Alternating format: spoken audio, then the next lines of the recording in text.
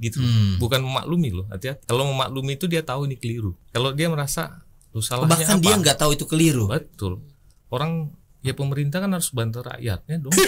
Pertanyaanmu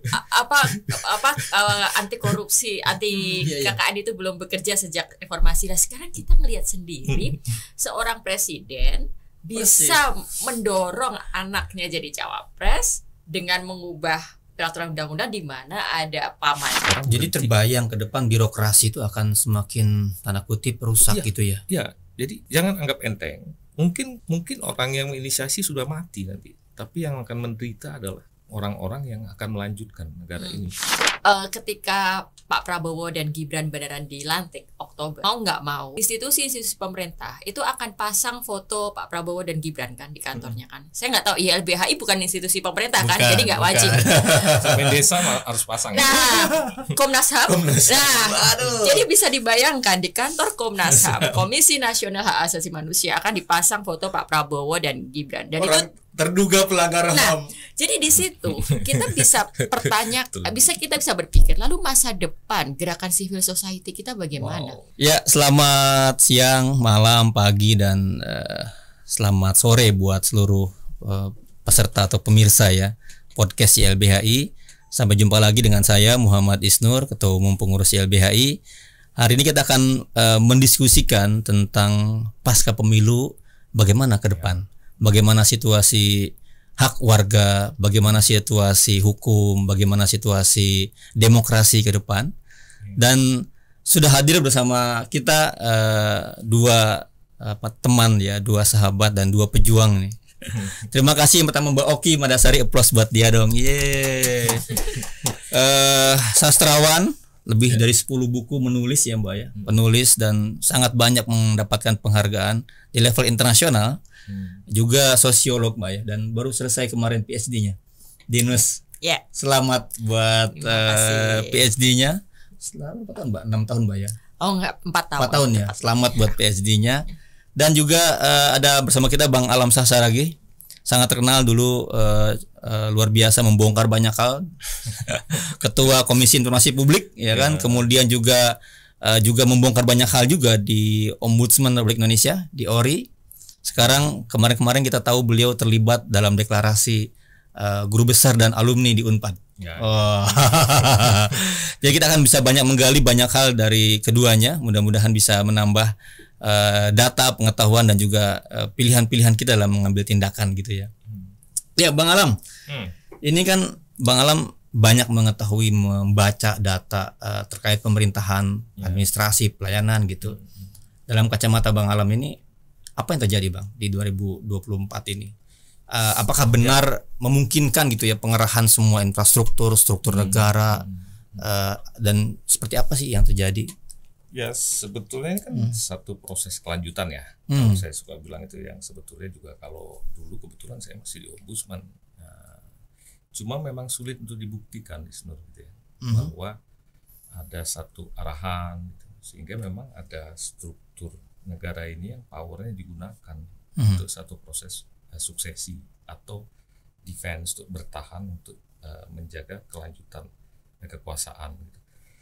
Yang contoh-contoh artifisialnya kalau puncak gunung es itu kan bagaimana kita lihat orang yang mengadu ketika itu bertentangan dengan pemerintah prosesnya cepat, ketika dia tidak berkaitan dengan pemerintah atau sebaliknya mengambang kayak Bengawan Solo mengalir jauh gitu. Jadi itu kan kelihatannya sepele dan orang bisa berdebat, itu belum tentu benar, ada bukti, tapi fakta itu terjadi. Nah tampaknya itu satu proses itu kemudian mulai dimaklumi oleh para elit yang tidak terjadi di 2014, mungkin ada sedikit-sedikit ya di 2014 itu ketika SBY kemudian tidak mendeliver powernya itu kepada besannya ketika juga menjadi kandidat gitu ya. Dalam pengalaman kita kan Bang, misalnya Ombudsman dulu berhasil membongkar motif kriminalisasi Novel Baswedan.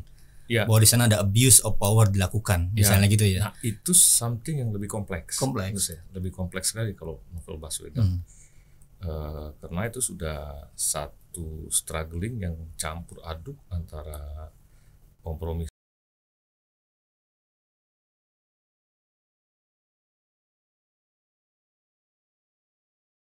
polarisasi dari elit-elit yang punya juga pengaruh di parlemen misalnya terhadap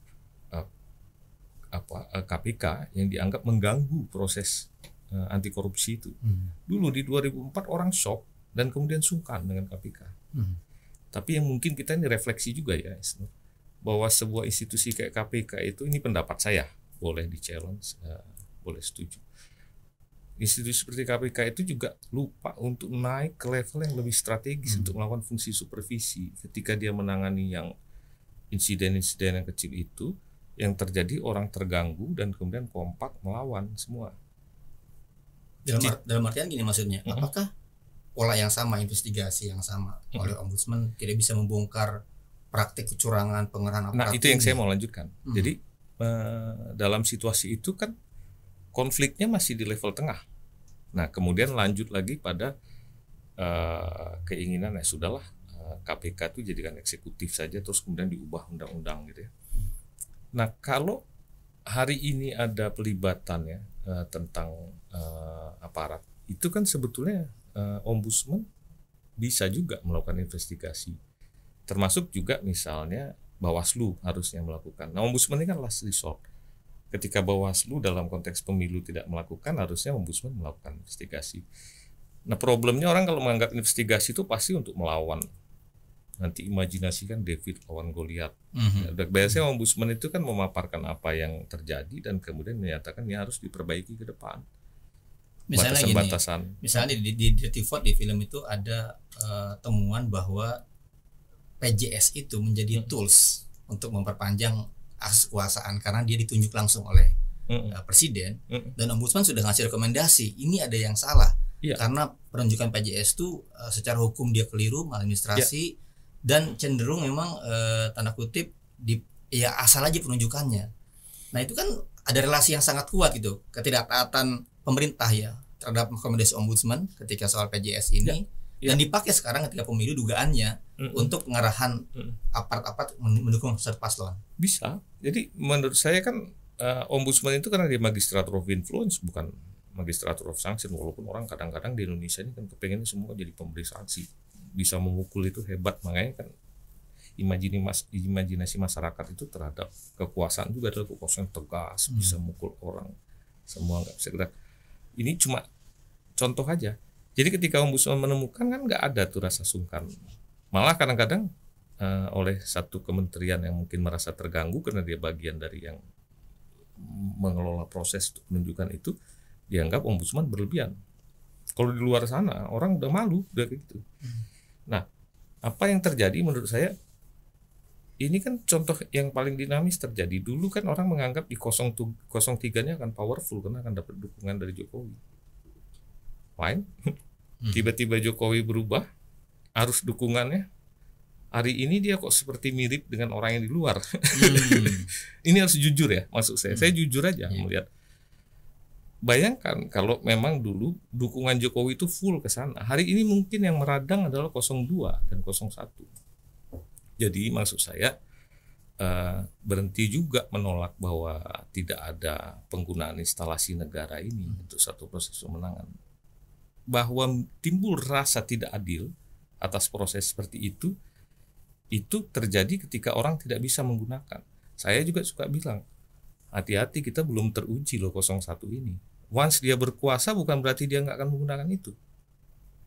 Apa yang saya maksud? Bahwa realita ini jangan disangkal hanya untuk pembelaan politik. Ini realita yang menunjukkan kita sedang terjadi melanggar batas-batas pagar governance ya, tata kelola yang baik di dalam satu negara. Bagi ombudsman mungkin bisa saja mencari satu bukti valid, 2, 3, tapi kan akan segera disangkal. Itu kan insiden. Padahal faktanya kerasa. Semua itu kerasa. Jadi bagaimana undang-undang desa itu perpanjangan masa jabatan kepala desa. Tiba-tiba di ujung mau pilpres minggu lagi baru disahkan. Ya, bagi orang yang real politics ya. Kan banyak sekali nih sekarang pengamat politik ini sedang berusaha menjadi realis, yang suka saya sebut sebagai orang yang realis itu yang realis tanggung. Kenapa saya sebut tanggung sebagai realis? Dia melihat realita itu seperti akuarium tanpa kaca. Jadi lihatnya dari atas. Kalau realis itu kan dia akan lihat dari berbagai dimensi. Hari ini banyak realis yang seolah-olah memahami betul proses politik itu dan mengabaikan yang dianggap etik dan lain sebagainya, aturan. Ya boleh saja kalau memang elit-elit semua kita berkonsensus kita mau menjadikan negara ini sebagai arena tarung tanpa nilai, boleh. Tapi ya kemudian jangan pula menjanjikan sesuatu yang baik. Kita ini punya nilai-nilai luhur, jangan juga begitu. Itu kan harus. Ya, saya ini masuk ke bawah. Apakah memang betul marga tuh? Kita jadi heran kok bisa ya sebegitu gamblang ada tadi pelanggaran struktur, sebegitu gamblang ada pelanggaran etika, tapi kok nggak berdampak apa-apa kepada dukungan atau ya warga masih milih kok. Makanya Gibran selalu bilang ya terserah rakyat gitu. Rakyat yang akan memilih dan memutuskan. Emang seperti itu situasinya. Kebetulan kan kemarin saya kan punya lembaga namanya OM Institute dan Ngomong Media. Kita melakukan riset dalam bentuk pemantauan pemilu sejak seminggu sebelum hari H dengan intensif pemantauan H-2 plus H+1 dari pemilu. Dan salah satu temuan yang menarik sebenarnya bisa sedikit menjelaskan kenapa di tengah gempuran segala informasi bahwa ini loh pelanggar HAM, ini loh pelanggar etik, ini nggak boleh kita pilih tapi tetap menang gitu kan. Pertama adalah bagaimanapun publik pemilih kita masih menggunakan sisi emosional dan irasional. Jadi salah satu jawaban kenapa memilih paslon 02 itu adalah mereka kasihan karena Pak Prabowo sudah 3 kali ikut pemilu, mulai dari cawapres 1 kali, lalu kemudian capres 2 kali dan semuanya kalah. Jadi ada sisi kasihan yang mereka gunakan untuk kemudian ya udahlah kita pilih itu aja. Nah, ini kan sebuah alasan yang irasional yang hanya melihat hanya berdasarkan emosi aja gitu, dan itu terjadi di masyarakat kita. Tapi juga penjelasan rasionalnya ketika seseorang sudah mencalonkan diri, sudah ikut 3 kali pemilu, otomatis dia jauh lebih dikenal daripada mereka yang baru sekali ini ikut pemilu. Jadi faktor keterkenalan Pak Prabowo itu juga meter. Di daerah-daerah mereka semua tahu Pak Prabowo gitu. Nah, yang Pak Anies atau Pak Ganjar ya masih jauh dong gitu. Nah, itu penjelasannya. Lalu yang kedua, kita tidak bisa pungkiri bagaimanapun peran aparat negara dalam mengerahkan aparat-aparat di bawahnya. Jadi dari level pusat nih, ada presiden, lalu kemudian di bawah nanti sampai ada otoritas lurah, sampai otoritas RW, RT, itu semuanya bergerak. Belum kita bicara polisi, itu semua bergerak untuk mengarahkan pemilih. Jadi itu sesuatu yang tidak bisa kita sangka. Dan tidak ada yang bisa menandingi itu kekuatannya. Nggak bisa menandingi itu. Mesin negara bergerak.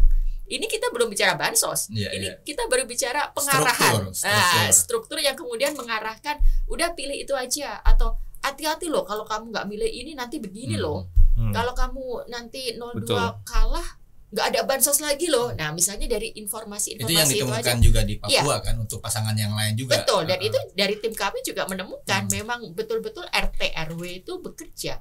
Jadi kalau di level otoritas terendah saja sudah melakukan pengarahan-pengarahan seperti itu, ya tentu kita nggak bisa memungkiri bagaimana masyarakat kita akan terbentuk itu. Ya udahlah, ikut-ikut aja. Itu kan juga ada teorinya dari psikoanalisis psikologi massa, itu pasti seseorang itu pasti akan cenderung memilih yang sudah pasti menang, akan memilih yang kelihatannya dipilih oleh tetangga-tetangganya. Jadi mereka dikondisikan gitu. Lalu itu jadi berbeda ya, jadi nggak nyaman lah ya. Jadi menjadi memiliki pilihan yang berbeda itu menjadi sesuatu yang menakutkan. Nah, kalau kemudian yang ketiga faktor yang begitu nyata, bansos misalnya.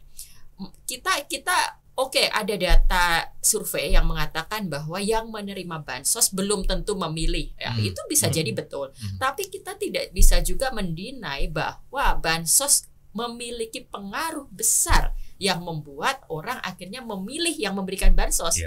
Dan di mana-mana bansos itu sudah jelas atas namanya, atas nama siapa. Dan realisme warga dan pemerintah itu semua seperti memaklumi ya, menormalkan itu. Sebenarnya gitu. bukan, kalau kita sebut memaklumi, kayaknya kita agak ya mungkin ada ya, tapi menurut saya itu kan satu situasi dengan orang merasa bahwa oh ya begini gitu.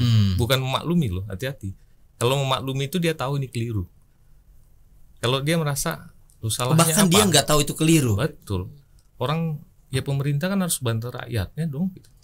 Kami kan ingin tetap ada gitu. Jadi menurut saya ini perdebatan ini loh Mbak Oki, perdebatan yang sangat klasik. 150 tahun yang lalu Jerman itu waktu zaman Otto von Bismarck menginisiasi negara kesejahteraan terjadi polemik. Benar nggak duit negara boleh dipakai? Sehingga ada ahli sejarah yang Steinberg bilang Otto von Bismarck itu sebenarnya ingin menyuap rakyat agar Partai Sosialis Demokrat itu tersingkir. Karena dia kan konservatif. Orang jadi lebih loyal terhadap yang konservatif. Nah kemudian terjadi perdebatan, akhirnya diatur satu konstitusi ya dari 1871 revisi sampai 1912. Itu salah satu kriteria ya. Ada 4 kriteria orang yang nggak boleh ikut pemilu di sana. Zaman itu kan laki-laki, perempuan belum diakui, masih laki-laki yang menjadi anggota militer nggak boleh. Ya, yang kedua yang sedang pilot di bank nggak boleh. 3 yang memang oleh pengadilan dirampas haknya. Yang keempat itu adalah kaum miskin yang menerima bantuan dari negara. Kenapa? Karena mereka sadar ini bisa jadi orang tak berdaya dikasih. Jadi kalau hari ini kita ngeyel ya soal itu tidak perlu mitigasi, itu natural. Sebetulnya kita jauh lebih bodoh lagi dari 150 tahun yang lalu. Kalau saya boleh ngomong begitu ya, saya juga boleh ditentang juga. Sehingga ketika terjadi perubahan, oh masa orang miskin nggak boleh ikut, masa perempuan nggak boleh ikut memilih, kan terjadi tuh emansipasi semacam itu, boleh, tapi kemudian diatur pada saat waktu-waktu tahun pemilu, kecuali ada insiden besar, bencana, tidak boleh dikeluarkan bantuan seperti itu. Apa kesadaran yang dibangun sejak reformasi anti KKN itu seperti nggak hidup ya? Atau ya karena kan pendidikan anti KKN itu kan masih sebatas sorry teman-teman KPK, saya harus ngomong ya sebagai kawan. Jumat malam diumumkan orang ditangkap dan kita puas gitu ya. Tapi gini Mas Isnur, pertanyaanmu apa anti korupsi, anti KKN itu belum bekerja sejak reformasi. Nah sekarang kita melihat sendiri seorang presiden bisa mendorong anaknya jadi cawapres dengan mengubah peraturan undang-undang di mana ada pamannya yang menjadi ketua KPK. Itu kan nepotisme yang ada di hadapan mata kita. Nyata. Jadi kita tidak lagi jauh-jauh berbicara di level rakyat kebanyakan. Penyelenggara negara di paling pucuk aja masih belum sadar apa sih sebenarnya KKN itu. Jangan-jangan KKN mereka nggak ngerti kepanjangannya apa. Jadi mereka bayangkan tuh selalu analoginya adalah koruptor ditangkap. Lupa nepotis, kolusi. Persis. Jadi bagi mereka itu kan kita ini ya sebenarnya lahir dari orang dididik udah baik, terus orang tuanya kamu kan udah selesai, sekarang tuh mumpung ommu masih pejabat ini cepet beresin, nanti bisa dibantu daftar kerja, makan malam anak-anak diajak ngobrol begitu gitu kan. Iya. Karena kalau ditanya lo kenapa harus gitu, saya nggak mau lah ya, semua orang begitu juga kok. Itu bukan korupsi bagi mereka, nepotis, tapi mereka nggak sadar. Pertanyaannya gini Mbak, apakah kita wajar punya kekhawatiran nih, pertama teman-teman bekerja di isu sosial dan keadilan ya, bahwa ini menjadi tonggak yang akan menjadi presiden yang sangat buruk dicontoh oleh semua orang gitu.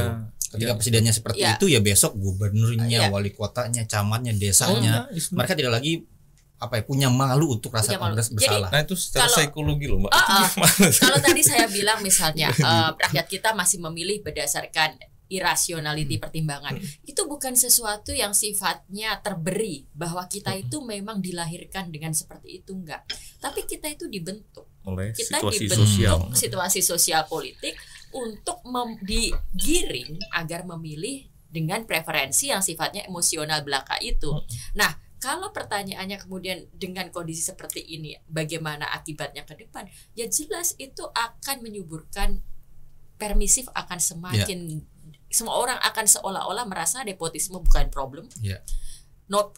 Di mana kita tahu bangsa kita sebenarnya masih permisif terhadap korupsi gitu. Nah, dengan adanya presiden bahwa akhirnya Gibran menjadi cawapres kita, bukan lagi sekedar bahwa kita permisif, tapi ternyata memang itu bisa menjadi jalan menuju sukses. Jadi ketika seseorang menggunakan hal-hal yang nepotisme atau melanggar etika untuk mencapai tujuan, bisa jadi itu akan dianggap sebagai sebuah jalan normal dalam masyarakat kita. Dan di sini saya tidak menyalahkan masyarakat kita yang mentalitasnya begitu, tapi kita dibentuk oleh para elit, dibentuk oleh struktur, dibentuk oleh ketidakmampuan sistem hukum kita untuk menindak tegas hal-hal seperti itu. Itu bagi aparat sendiri, pemerintahan yang selama ini dikoreksi oleh ya banyak lembaga gitu.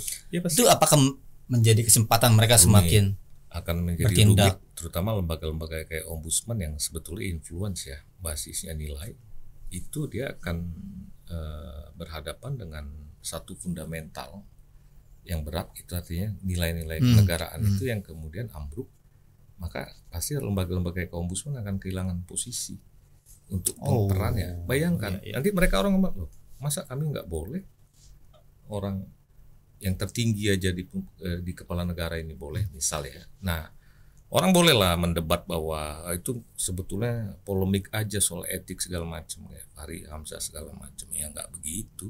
Nah, kita tahu ya negara Jepang itu maju kan karena budaya malunya tinggi. Orang jadi terbayang ke depan birokrasi itu akan semakin tanda kutip rusak gitu ya. Iya, jadi jangan anggap enteng. Mungkin orang yang menginisiasi sudah mati nanti, tapi yang akan menderita adalah orang-orang yang akan melanjutkan negara ini. Itu bukan persoalan gampang. Isnur, Amerika itu ya membutuhkan pergantian presiden dari presiden ke-7. Ini saya bukan menyindir Jokowi, Jackson, J pula gitu ya, bukan. Sampai dia harus menunggu presiden ke-20 Garfield. Dan apa yang dilakukan? Kenapa? Pada saat presiden ke-7 itu begitu menang, maka semua struktur itu dirombak secara nepotis oleh orang-orang yang mendukung dia, tim sukses. Kantor pos di sana yang punya 400 karyawan bagus diganti dengan orang-orang pendukung. Apalagi cuma sekedar kayak komisaris apa segala macam. Sampai berjalan kebiasaan itu terus. Presiden ke-20 itu yang menjadi tonggak perubahan. Kenapa?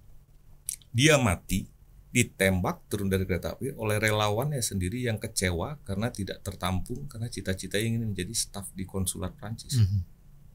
Ditembak, mati, gempar. Baru kemudian beberapa senatornya mengusulkan nggak bisa.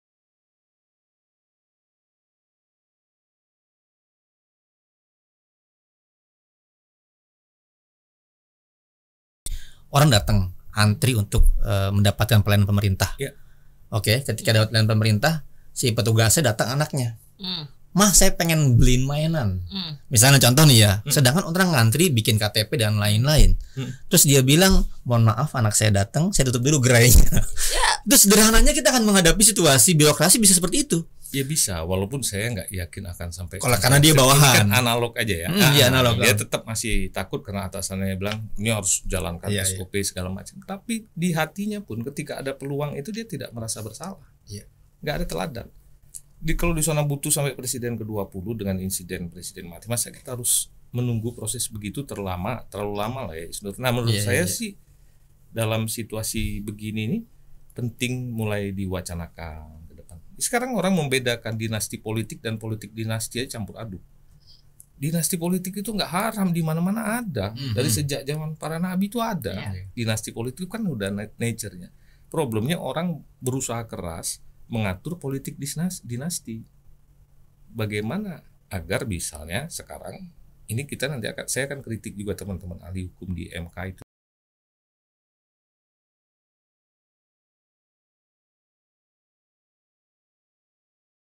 Pak boleh ada di dalam lingkarannya yang langsung menggantikan periode berikutnya. Itu kan fairness. Tapi apa yang terjadi di MK dulu ketika ada yang gugat? Diperbolehkan dengan alasan HAM. What kind of HAM? Masa HAM itu seolah-olah boleh melanggar fairness gitu ya.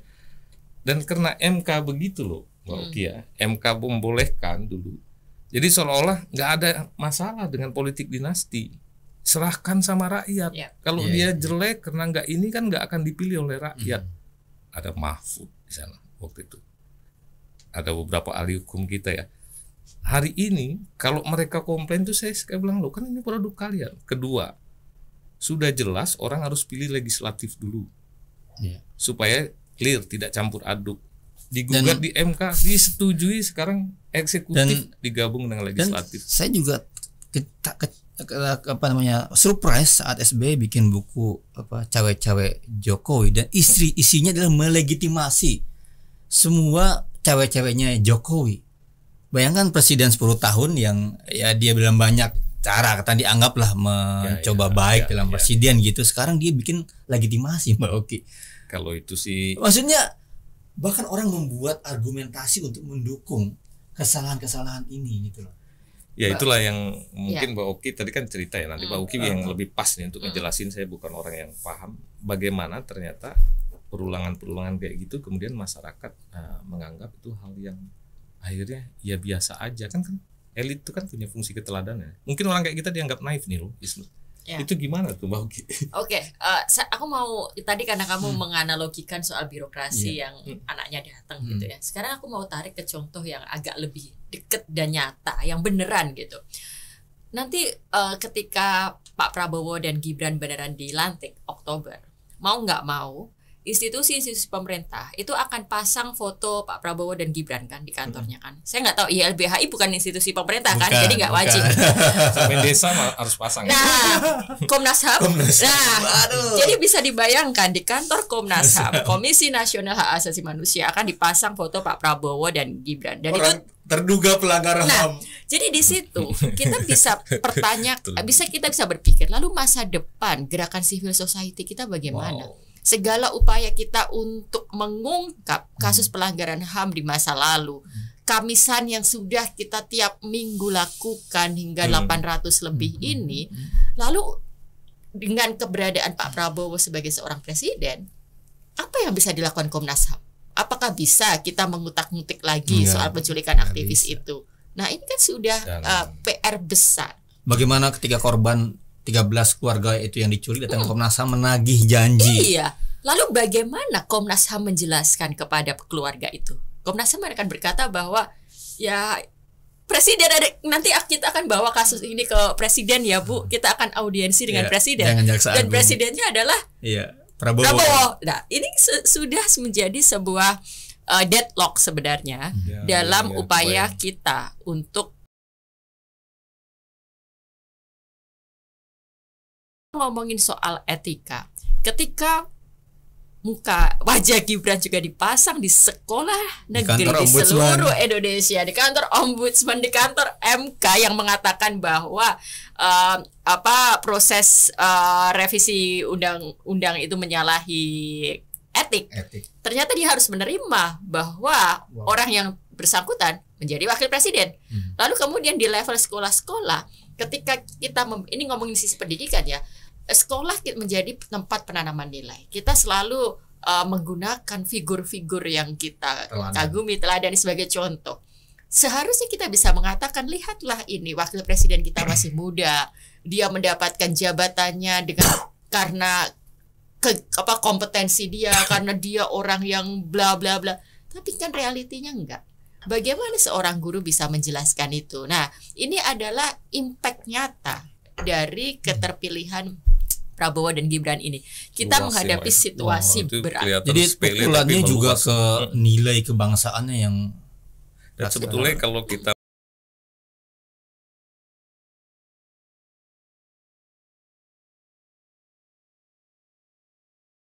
dulu sama pendahulu-pendahulu nggak pernah dituntaskan. Menurut saya sangat gak adil juga tuh. Itu dan ketidakadilan terhadap Prabowo ini berimbas juga menjadi masyarakat juga kemudian menjadi terpaksa apakah betul harus menerima begini atau tidak, nggak jelas. Menurut saya tuh dampaknya tuh nggak sederhana ya. Kalau saya sendiri kalau ditanya sama anak saya, ayah itu berita tentang penculikan segala macam sampai hari ini tidak pernah dibuktikan.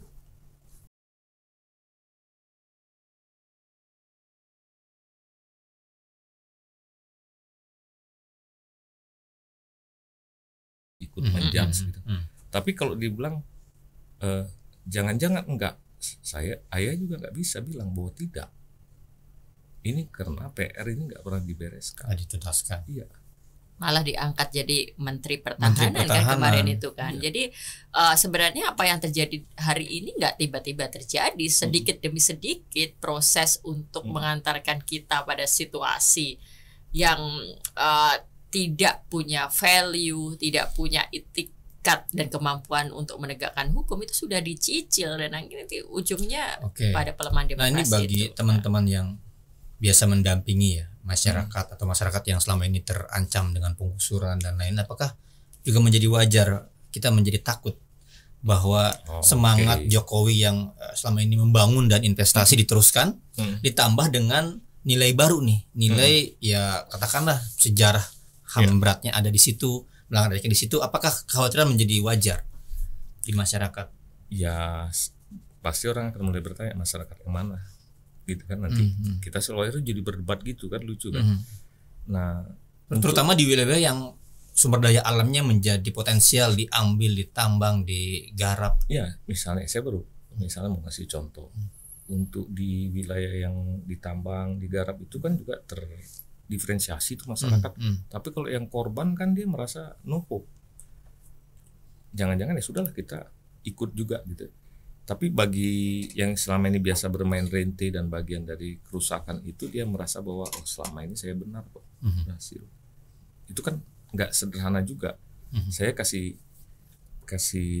contoh ya Isnur, misalnya Indonesia ini kan sekarang rasio pajaknya turun terus. Ini kelihatannya seolah-olah masalah sepele, tapi jadi beban nih untuk presiden. Ini kacamata ekonomi nih. Iya, yang sangat terkait dengan aspek governance.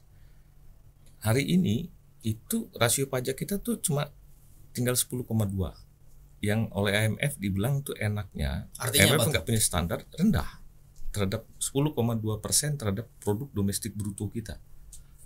Negara-negara lain tuh bisa lebih sudah, apalagi negara kesejahteraan kalau kita omongin gitu ya. IMF sendiri memberikan kira-kira dia nggak punya status standar yang sangat fix, baiknya itu di atas 12%. Kita itu 10,2 loh. Nah pertanyaannya, untuk menutupi kekurangan itu dari mana? Terus utang, pinjam, obligasi kita harus bayar bunga. Obligasi itu pada dasarnya adalah pajak yang kita tarik di muka. Nah kenapa tidak berkembang?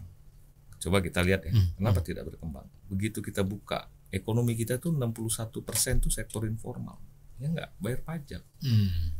Orang bilang ya kasihan sektor informal. Saya bilang belum tentu juga. Negara lain tuh melakukan formalisasi dan kemudian menjaganya. Sektor informal kita tuh bayar pajak kemana? Ke ormas, preman-preman. Iya, pungli. Iya, dia menjadi menggantikan kerja dirjen pajak tuh, tapi kan nggak jelas uangnya masuk ke satu. Yang kedua, dan banyak hal masuk ke pejabat lokal. Macam-macam. Nanti kan kemudian tuh governance yang. Nah, kemudian yang kedua, apa implikasinya kalau kita lihat di sekarang itu yang agak tren namanya indeks kompleksitas ekonomi. Apa itu? Indeks yang menggambarkan bahwa dibandingkan semua negara ini, jumlah produk variannya, diversifikasinya itu yang diekspor itu berapa besar. Semakin terdiversifikasi semakin tinggi kompleksitasnya. Itu contoh kemajuan industrialisasi. Indonesia itu rendah. Vietnam di bawah kita dan kemudian berada di atas kita sekarang. Cina udah nggak bisa ngomong. Thailand itu di atas kita. Kenapa itu terjadi? Gitu ya, misalnya. Karena mereka memang sungguh-sungguh untuk membenahi itu. Kita baru mulai teriak-teriak hilirisasi istilahnya. Saya nggak suka sebetulnya kata hilirisasi, lebih suka penghiliran. Nggak ada bahasa Inggris hilirisasi. Tapi maksud saya, kalau kita mau mengembangkan itu, maka kita harus benahi governance. Kalau enggak, yang datang itu adalah produk-produk pengembangan. Jadi yang kemudian sama sekali kualitasnya buruk, investasi yang jadi masuk. Kampanye pemerintah selama ini bahwa investasi itu positif, ekonomi bertumbuh dengan baik, sebenarnya itu adalah kamuflase menutupi fakta sesungguhnya. Sebetulnya saya nggak berani ya ngomong, bukan nggak berani, saya nggak boleh ngomong kamuflase karena saya kan nggak pernah melihat upaya mereka mengkamuflase gitu. Kalau menurut saya glorifikasi yang kadang-kadang juga dasarnya kurang kuat. Coba kita lihat kalau kita perbandingkan, Indonesia itu juga naik indeks kompleksitasnya, tapi PDB per kapita muter di situ, bahkan dari 2014 turun indeks kompleksitasnya. Kalau nggak berkembang ragam produk itu, sumber pajak kita dari mana? Itulah yang kemarin mungkin oleh Gibran mau meniru advisernya bilang kayak berburu di kebun binatang, artinya itu lagi. Tapi kan salah tempat aja pada saat debat itu ya. Saya sih sebagai panelis agak paham yang dimaksud, tapi cara dia menyampaikan ke publik waktu itu mungkin membuat bingung. Nah, ini bisakah dikembangkan tanpa menata governance? Gak mungkin. Berarti dengan sebuah negara komunis saja seperti Cina itu aja habis-habisan menata governance ya. Nah, kita mau. Berarti dengan governance prediksi kita ke depan akan semakin demoralisasi, turun, dampaknya ke situ akan semakin hancur juga. Nah, itu yang prediksinya. Yang saya khawatirkan kalau kemudian kita melakukan istilahnya kita permisif terhadap hal-hal itu, kita tidak punya keteladanan, baik kita tak kelola itu seperti itu. Nah, mungkin dalam situasi gini kan jadi kita nih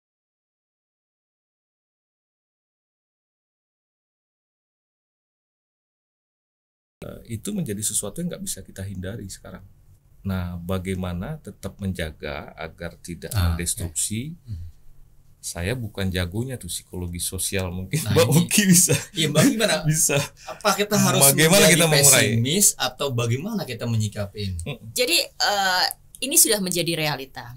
Walaupun sekarang masih ada upaya untuk menunggu real count, melakukan hak angket atau interpelasi, tapi kenyataannya sekarang berdasarkan quick count, Prabowo dan Gibran akan menjadi pemimpin kita. Ini sebuah realita pahit yang tidak bisa kita tolak. Tentu, dan tadi banyak hal yang sudah, misalnya soal pengusutan kasus HAM, saya pikir tidak mungkin akan berjalan. Kita ilusi aja kalau masih bilang ini akan bisa dituntaskan, enggak. Udah begitu dia presiden udah Dan bukan hanya penculikan tapi peristiwa yang lain juga. Betul. Peristiwa 65, Tanjung Priuk, dan ini nggak akan lanjut juga. Yang kaitannya di masa lalu ini udah selesai gitu kan. Nah, tapi kalau bertanya pesimis atau optimis, saya orang yang akan selalu percaya bahwa kita seharusnya tetap memelihara optimisme. Optimisme kita itu dalam hal bahwa bagaimana agar mencegah situasi ini tidak lebih buruk lagi, bagaimana agar kita bisa terus melakukan pendidikan politik untuk publik, bagaimana kita bisa mengubah situasi di masyarakat, karena pada prinsipnya demokrasi itu selalu hadir dengan memberi harapan. Apa yang ditawarkan demokrasi adalah kita punya kesempatan 5 tahunan untuk mengoreksi. Kita punya kesempatan 5 tahunan untuk merevisi pilihan kita sebelumnya. Nah, jadi saya terus memelihara optimisme karena demokrasi memberi kesempatan untuk itu. Beda kalau tiba-tiba nanti kita sudah berubah sistemnya, nggak lagi demokrasi ya. Beda. Ternyata undang-undangnya diubah. Nah, selama 5 tahun ini, nah tentu beda lagi. Nah, tapi kita yang sementara ini belum ada perubahan itu, jadi 5 tahun lagi kita masih punya kesempatan. Nah, apa yang harus kita lakukan di 5 tahun ini? Kita harus mengkonsolidasi lebih baik lagi dari civil society. Kita harus melakukan pendidikan politik yang lebih masif lagi. Dalam bahasa saya yang lebih kreatif. Jadi kita harus membangun kesadaran kreatif ini. Jadi segala saluran kita cobalah sekarang. Orang pakai TikTok lah, orang pakai sosial media. Ya kita lakukan pendekatan itu gitu. Tapi satu hal yang saya percaya adalah ketika mayoritas warga mungkin kita memang faktanya 60% masyarakat Indonesia itu kan pendidikannya SMP ke bawah. Itu adalah fakta. Jadi uneducated voter dan uncritical mass and voter. Jadi tidak kritis, tidak terdidik, itu adalah realita kita. Tapi dalam situasi ini bukan berarti kita kemudian justru menurunkan substansi kita. Kita menurunkan level pendidikan kita, bukan. Masyarakat yang harus kita coba untuk terus diberi pendidikan, diangkat kesadarannya. Saya masih meyakini yang sama, Mbak Oki. Mediumnya aja kita ubah kan. Kayak sekarang kita berbincang di podcast ini. Mana YLBHI mungkin dulu nggak pernah ya. Ini kan selama 9 tahun YLBHI sejak 2017 bahkan udah ngasih bahasa bahwa ini Jokowi akan otoriter. Dan butuh lama sekali teman-teman yang lain tuh tanda kutip ya bicara yang sama. Baru 2023 lah kemudian banyak yang bicara gitu. Dan guru besar yang bergabung gitu. Ya kami sih memandang dua hal. Satu sisi negatifnya, kenapa sangat lambat menyadari bahwa arah pergerakan tuh ke arah yang buruk. Yang kedua adalah kami bersyukur bersyukur bahwa ternyata sekarang banyak orang yang Akhirnya mau bangun, bersuara, akhirnya mau terbangun. bangun gitu. Dan ini bagi saya ketika 80 lebih kampus para guru besar itu bersuara, ya kan, teman-teman banyak yang dan mau mengemukakan ya, padahal dulunya sangat tanda kutip adalah pendukung Ya. setia presiden gitu. Memang. Mereka mau terbuka. Bagi saya ini adalah potensi yang bisa mengawal dan juga mengkonfrontasi ya segala perubahan terjadi di masa-masa sekarang. Yaitu otoritarian itu juga kadang-kadang dulu mungkin orang nggak terlalu percaya itu karena membayangkan otoriter itu kayak rezim haus darah zaman apa ya itu, Iya, lupa bahwa otoritarian itu juga bertransformasi menjadi sesuatu yang lebih soft, sistematif, tapi powerfulnya itu degradasi beberapa hal, nilai-nilai. aspek Orang nggak manusia. sadar dia Nggak dalam sadar. keadaan yang udah nggak bebas lagi bicara. Iya, itu menurut saya juga manfaatnya ya, kesadaran dari perguruan tinggi sekian itu mungkin kita perlu meredefinisi otoritarian itu macam apa sehingga orang juga mulai melihat bahwa sikap otoriter itu beda. Dulu kan orangnya kan bertransformasi. Nah ini sebetulnya saya mungkin wacana dari kawan-kawan yang memahami tentang aspek begini ini mungkin bisa ditransformasi juga bahwa sifat otoriter itu tidak serta-merta dengan misalnya melakukan holocaust. Iya. Sekarang berubah. Sekarang dengan undang-undang, pakai undang-undang ITE, Nah, itu loh, itu. KUHP. Ya, jadi sehingga dia- orang tahu kalau kita kemudian ngomong ini ada yang nggak baik, semakin otoriter itu orang juga ngerti kan. Kalau anak-anak muda sekarang nggak kita ajak memahami tentang apa itu otoriter dengan versi sekarang, mereka cuma punya perspektif masa lalu, mereka merasa enggak kok. Hal-hal gitulah ya ke depan mungkin salah satu tantangan kita ya sebenarnya. Nah ini apakah harus tetap tanda kutip ya, karena semakin banyak kawan, apakah termasuk mungkin dengan paslon, Mbak, ada 01, 03 yang mungkin kalah dan memandang negara ini juga dengan penuh kecurangan gitu ya. Nah, Apakah masyarakat sipil memang harus tanda kutip tetap independen seperti biasa gitu, atau mulai berkomunikasi dengan lintas Ya. pihak? Masyarakat sipil harus selamanya independen. Jadi ketika kita bekerja sama, bergerak bersama, itu bukan berarti kita kehilangan independensi kita gitu. Jadi selamanya masyarakat sipil akan berdiri di seberang kekuasaan sebagai pemantau, sebagai pengingat, sebagai pengawas. Siapapun yang Siapapun yang memimpin, karena bahkan itu nature-nya. iya harus. Jadi ketika sifat kekuasaan itu cenderung sewenang-wenang atau cenderung mau mengatur semau mereka, civil society itu tugasnya secara natural untuk mengingatkan itu, untuk melawan itu. Jadi selamanya seperti itu. Bahwa kemudian dalam situasi hari ini kita kemudian nanti bergerak bersama dengan partai oposisi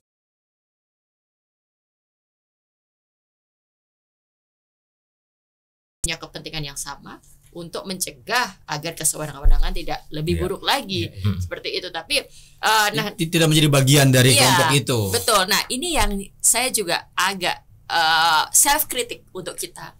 Apa yang terjadi di hampir 9 tahun ini, karena mungkin di 2014 gitu Itu kan. semua masuk Kita ke semua dalam- mendukung kan, kita semua mendukung paslon Pak Jokowi untuk melawan Pak Prabowo gitu. Harus diakui selama hampir 9 tahun ini tidak semua, tapi banyak teman-teman dari civil society justru Ya. posisinya melindungi Iya, penguasa.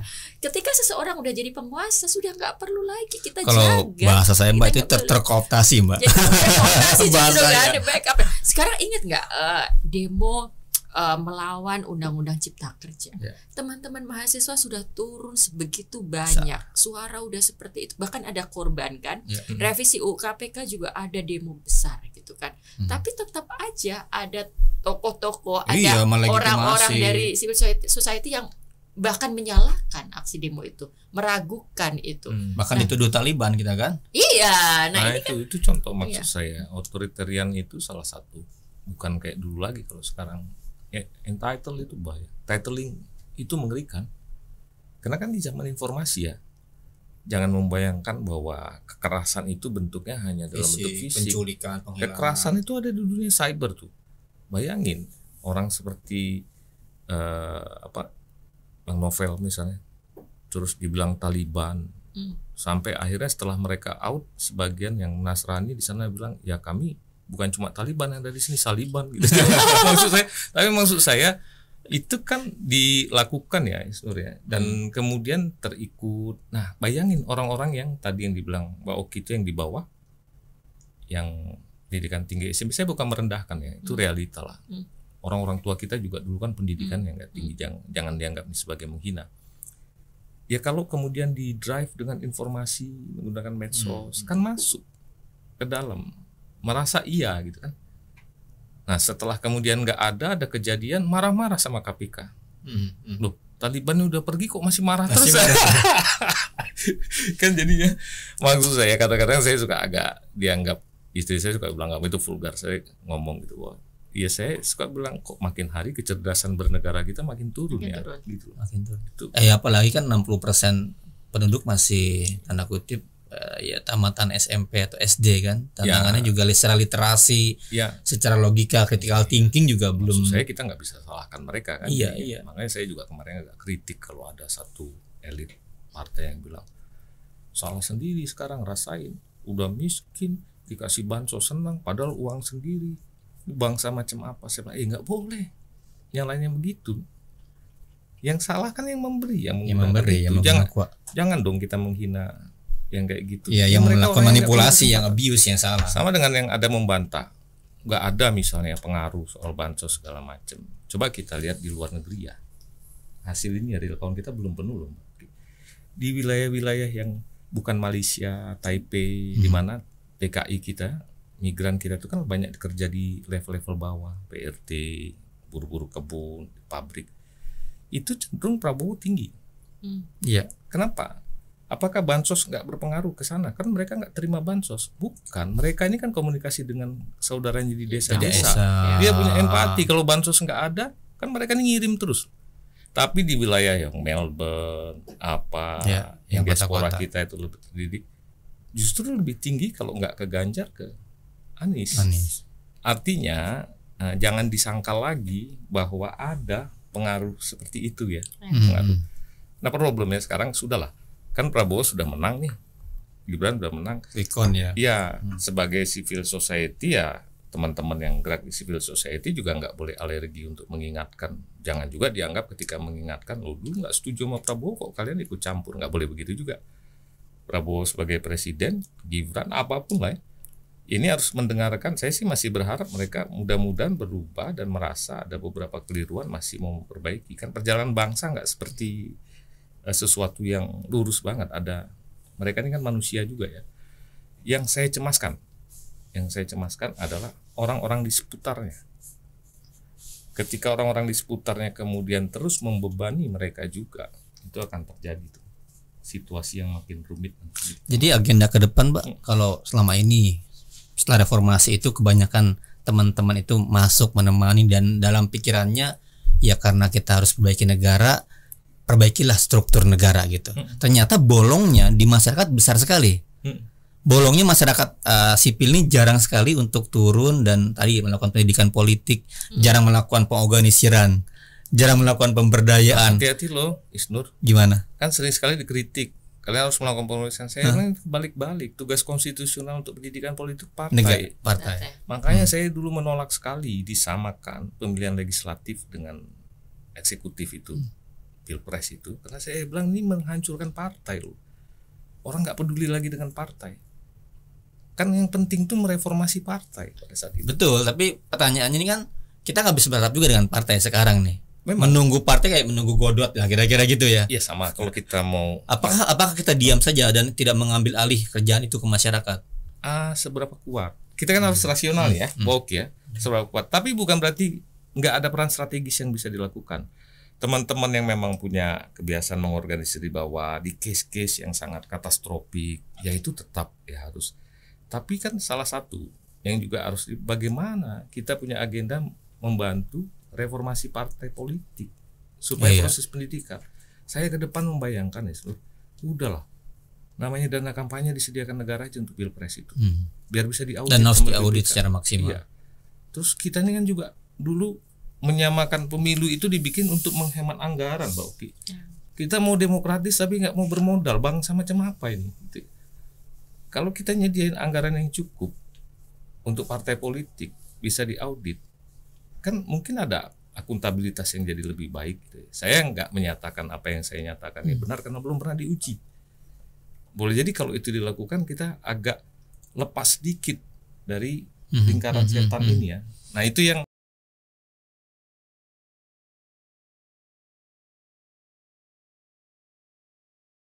Oki melihat Pak Oki mencoba melakukan itu ya, apa namanya, pencerdasan lah bahasa kita, bikin omong-omong media, melihat pertumbuhan dan respon masyarakat sendiri gimana Mbak Oki?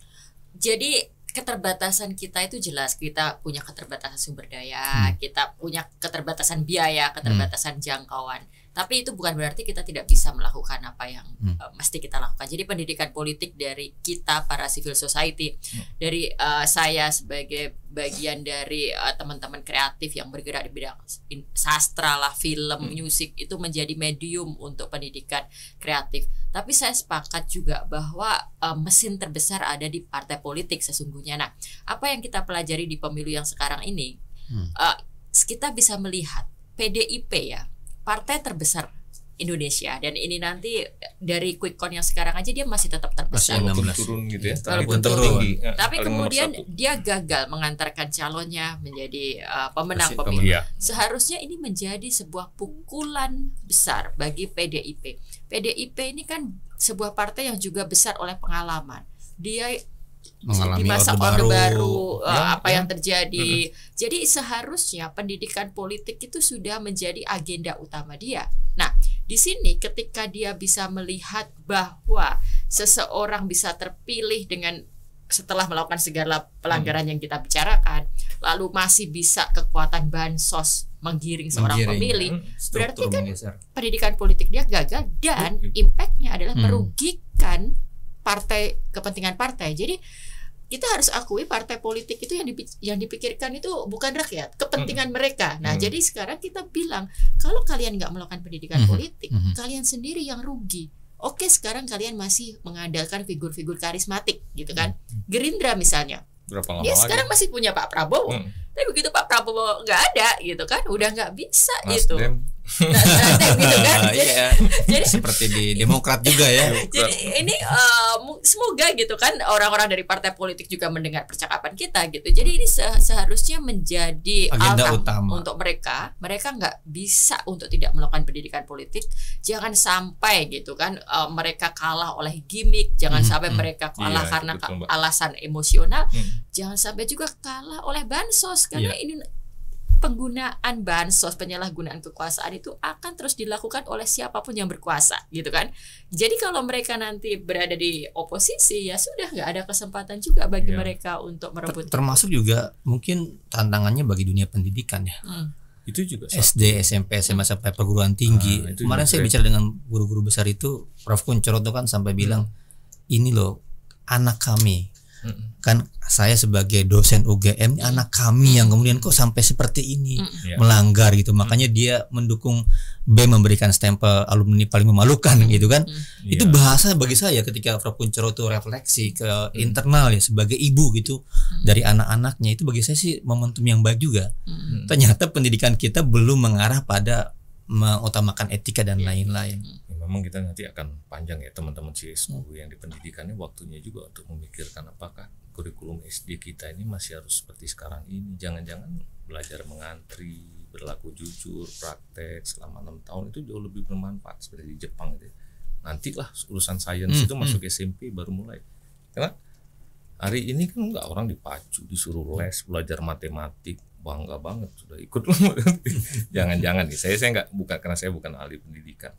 Tampaknya sih mungkin panjang Mbak Oki proses kita. Jadi kalau kemudian dianggap pesimis, civil society-nya berhenti, wah mati bersama kita. Misalnya gini, saya kemarin beberapa kali keliling kampus Mbak Oki, dan dosen-dosen tuh yang teriak itu bicara bahwa kenapa mahasiswa tidak mau bergerak.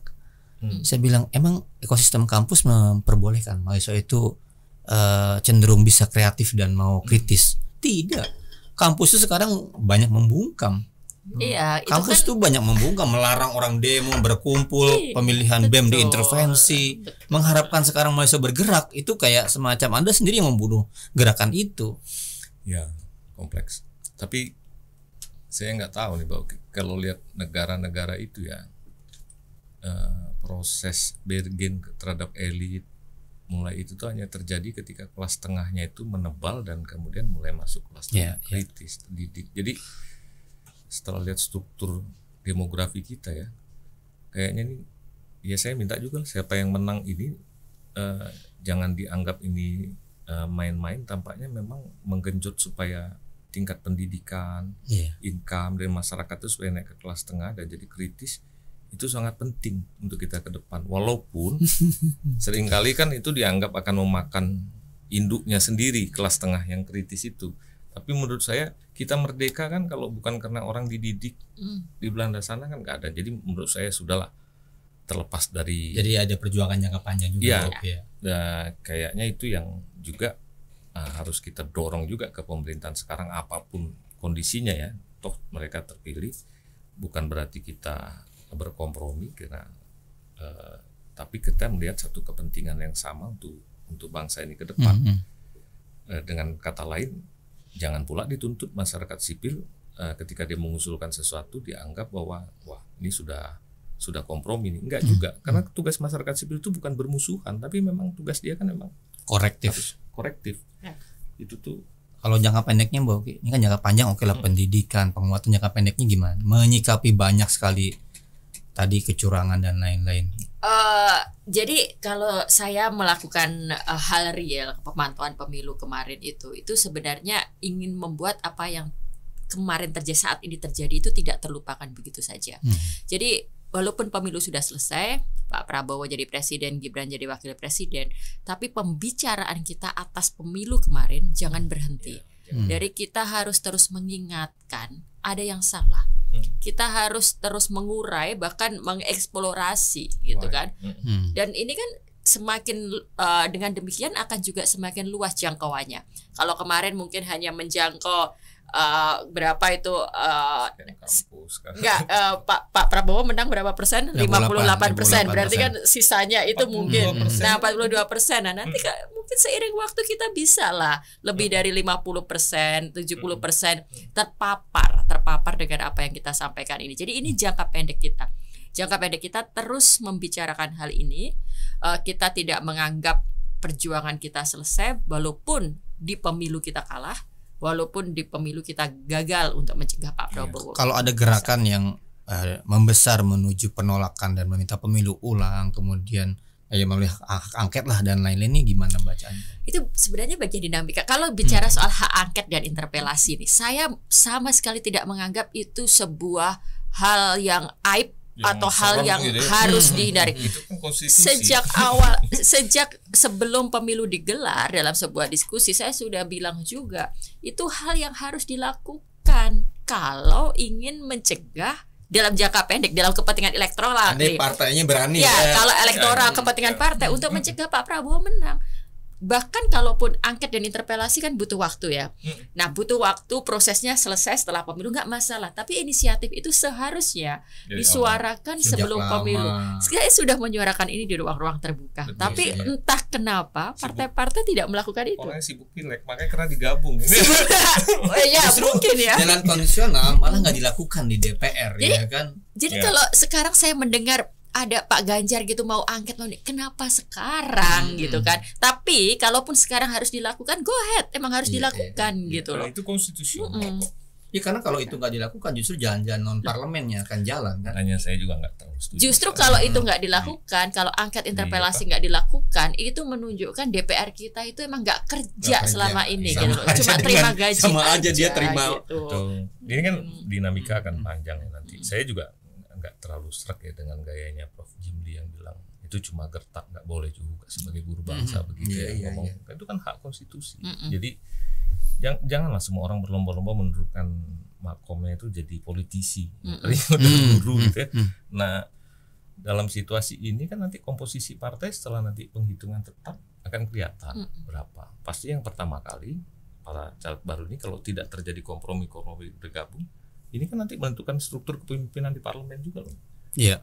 Satu. Terus kedua, hak angket segala macam itu kan harus dibiasakan. Ini kan instrumen konstitusi untuk melakukan pengawasan. Jangan di downgrade hanya karena ada kepentingan politik, sentimen. Jadi kalau saya lihat sih ada upaya-upaya eksana saya hargai karena dia menjalankan. Walaupun kita ragu konstitusi. ya benar itu partai mau angket tuh bener lolos. Muncul keraguan kita tuh hal yang natural juga. Kenapa? Karena kan kita lihat realita politik. Iya. Tapi jangan hanya gara-gara realita politik sesuatu yang merupakan hak konstitusi terus kemudian kita turunkan derajatnya gitu. Soalnya itu semua hayalan segala macam. Orang yang mau mendorong nggak kita hargai. Itu menurut saya pengawasan itu kan harus dilakukan tetap. Apakah berhasil atau tidak? Ya kita kan belum tahu. Karena orang tuh Mbak Oki ada asumsi atau bayangan apakah seperti 2019 ketika di Bawaslu ada demonstrasi dan chaos, banyak orang meninggal gitu. Itu juga ada orang yang takut dengan itu juga gitu. Jadi gini, ketika ada demo di Bawaslu lalu kemudian ada kekerasan dari aparat, kita tidak pada posisi jangan sampai ada demo di Bawaslu karena nanti takutnya ada yang ditembak. Yang kita lakukan aparatnya jangan nembak. Jangan nembak. Jangan apa kalau terjadi penembakan usut dengan baik. Nah itu yang menurut saya kan memang nggak tahu, umur saya sudah segini. Kalian memang mungkin nanti harus terus tuh membuat orang on the track dalam melihat masalah itu, kemudian jangan memblame sesuatu. Makanya saya ingin bilang jangan sebarkan ketakutan oleh aparat, ya kan. Masyarakat yang kecewa, yang punya aspirasi, bergerak, berdemonstrasi itu hal yang bahkan didukung oleh undang-undang, dijamin. Dan aparat ya jangan kemudian abuse, melakukan kekerasan kepada para demonstran. Pun juga sama, perjuangan mungkin di parlemen mereka mau angket juga jangan diamputasi secepat mungkin lah kira-kira itu. Ya itulah yang akan kita hadapi ya ke depan. Tapi mungkin sebentar lagi kita akan habis nih pembicaraan. Saya adalah orang yang sejak bulan April, Mei lah tepatnya itu, saya selalu mengatakan di atas kertas nih Prabowo yang akan menang. Tahun lalu? Iya, dari tahun lalu. Kemudian orang bilang apakah Anda mendukung? Itu belum ada Gibran sebagai cawapres loh Bang? Belum, karena begitu Ganjar dideklarasi, secara sosiologi saja emang udah pecah nih. Yang ada di tengah Prabowo. Nanti kan kemudian lembaga survei dengan metode yang segala macam akan membuktikan. Pertanyaannya saya bilang, apakah saya akan selalu harus memilih sesuatu yang saya yakin di atas kertas sudah menang? Nah pilihan ini kan kita harus hargai, bukan sekedar game ingin bergabung dengan yang menang, bukan begitu. Kita harus hargai juga orang yang memilih, orang yang dia yakin juga akan kalah, tapi lebih karena dia loyal bukan pada personalnya, tapi loyal pada ide dan nilai gitu. Ini yang kita harus mulai juga bangun. Orang harus punya dignity ketika dia loyal terhadap ide dan nilai, bukan terhadap personal. Bukan orang siap terus pasang badan, cium tangan, besok berkhianat, bukan begitu kan? Maksud saya, nah di dalam konteks itu juga tampaknya ya, misal dari masyarakat sipil itu harus juga mulai mempromot orang-orang yang loyal terhadap ide, gagasannya dan nilai-nilai kehidupan yang benar itu. Orang-orang seperti itu kayaknya walaupun di level masyarakat atau apa, kita harus promote mereka dan dijaga. Oke, ada pesan lain yang penting disampaikan? Ya, kita harus tetap memelihara optimisme kita, karena bagi saya tidak putus asa dan terus punya harapan itu modal utama kita dalam perjuangan. Dan lebih dari itu, demokrasi selalu menjanjikan harapan kita.